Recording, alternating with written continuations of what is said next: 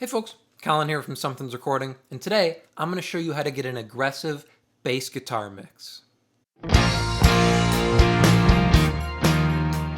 We're going to be looking at getting a pretty mean, aggressive tone on bass guitar today, but before we dive in, if you're ready to go a little bit deeper into the mixing process in its entirety and really start to hone your workflow as an audio engineer, then I have just the thing for you. It is my 7-step mixing checklist, and it's just a simple PDF that will walk you through the entire mixing process, step by step, to help you get professional and radio-ready mixes without any more of the hassle and without any more of the guesswork. It is a completely free guide, and you can download it below using the link in the video description. Now let's jump in here and take a look at this bass guitar. So I'm going to start, of course, by playing you the track here. This is the instrumental mix for this song, and then I will play it all solo up the bass guitar so you can hear what our bass mix sounds like by itself. So here's the finished instrumental for this song.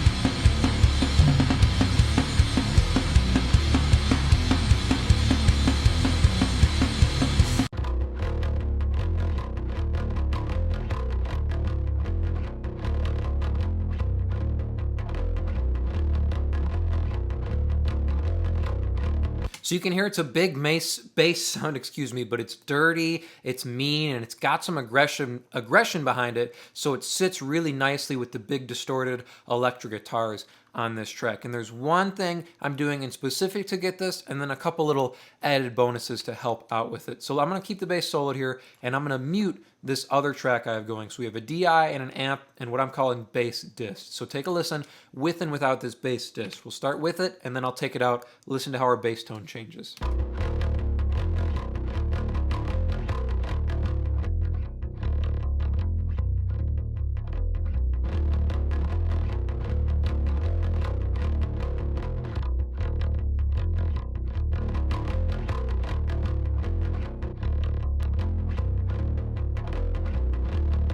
You can hear all of that gnarly, mean tone is being generated by this bass distortion track. And the reason being is it's something I can control. So sometimes you want to put that distortion on the way in. I like to do that after the fact or have a separate channel dedicated to that tone.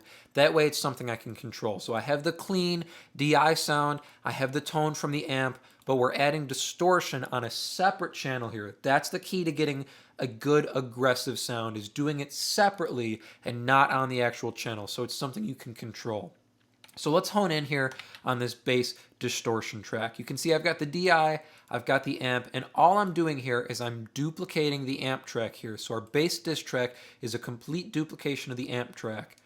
First thing we're doing is we're keeping the EQ that I run on the bass amp track. So I'm separating the frequency ranges on the DI and the amp, and I'm keeping that frequency separation running on the bass distortion. So the only thing our distortion plugin is going to hear is everything from 180 hertz and above. So we're rolling off a little bit up at 10K just to make sure things don't get too crazy or harsh sounding on the top end, but mainly rolling off all of the bottom end. I don't want to push bottom end into the distortion plugin because then we're not going to get the mean tone I want. It's just going to be distorted and clipping low end. I don't want that. I want mean mid-range, and I want some nice crispy highs here. So I'm going to turn off the distortion plugin, and you can hear with and without just this EQ.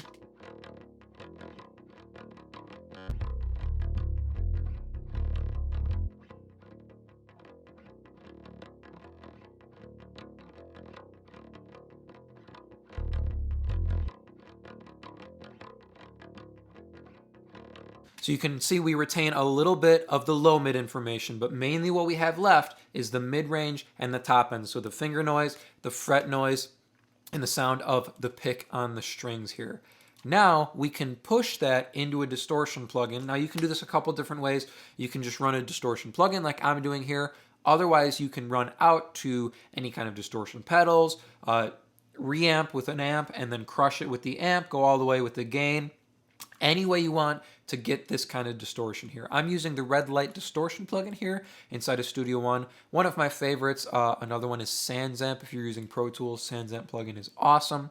All we're doing here, we've got 2 dB on the input, Distortion's also at 2 here. Drive is cranked all the way up to 11 here, and I've got it on the second stage, and I'm running the hard tube setting. So a little bit more aggressive than opening up. And then, of course, I've pulled the output all the way down to match the gain in and out. So take a listen without, and then I'm going to kick this plugin in.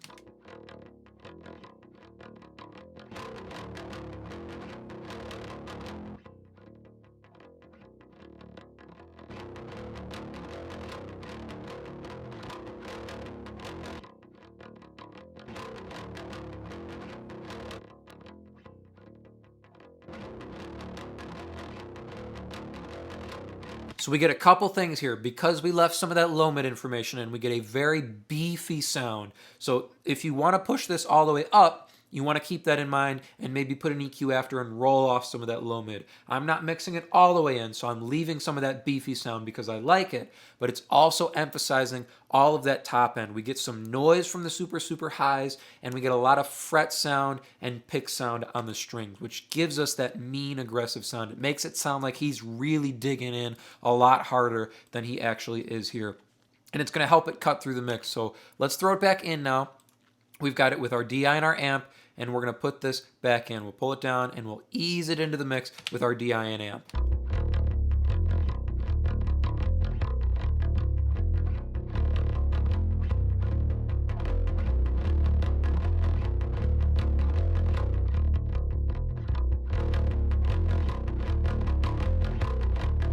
So we're only at -10 here, but you can already hear the huge difference it's making, and the tone it's changing on our bass guitar. It's really emphasizing all that top end and giving us some thickness in the low mid as well. Let's go back up to where I had it now, around 8.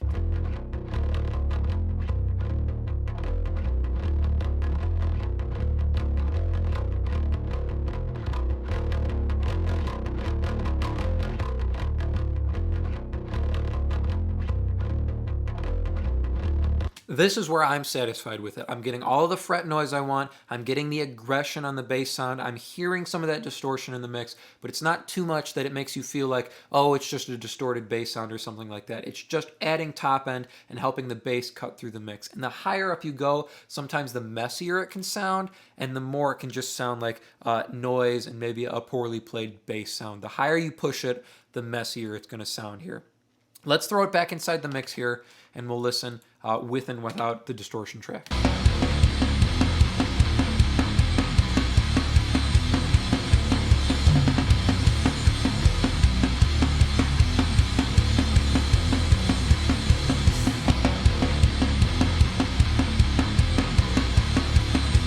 You can hear it gives the bass some growl that sits really nicely with the mid-range on our electric guitars. Without it, you still hear the bottom end on the bass, but with it, it helps the bass sit and be a big presence in the mix. Now, there's two other things here, two other moves I'm making, and these are these two boosts on the EQ. I'm boosting a little bit about 700 and a little bit more at about 4K. This 700 is giving me that mid-range growl that you hear. That's helping the bass sit with the guitars there. And then this boost at 4K, which is about a 4 dB boost at 4K, that's giving me more of the fret noise. So listen here, I'm going to solo up the bass guitar, and I'm going to A-B these two boosts here. So we've got one at 700, and we've got one at 4K. Listen to what each one adds to our guitar.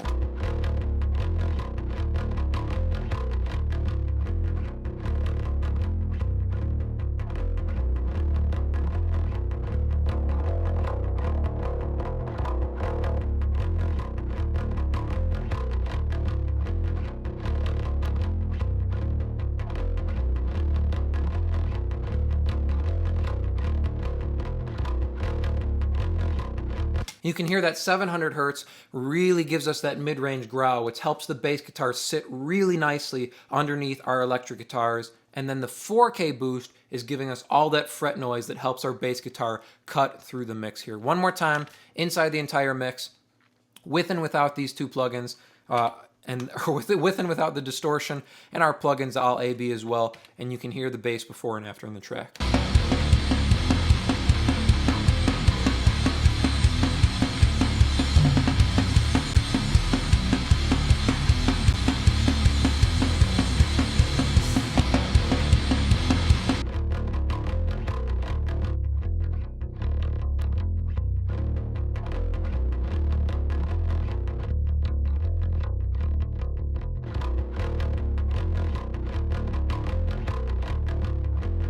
So if you need to get an aggressive, mean-sounding bass tone, try duplicating your amp track, or even your DI, rolling off that bottom end, and then pushing that into a distortion plugin till you get that top end grit, until you get that mean tone that you're looking for. I hope that was helpful for you. As I mentioned at the beginning of the video, if you're ready to take your mixes to the next level and really start dialing in your workflow as an engineer, then I have just the tool for you, and it is completely free. It is my 7-step mixing checklist, and it's just a simple PDF that you can download below to start creating more professional mixes in less time. Completely free to download. Thank you so much for watching here today, and I will see you in the next video.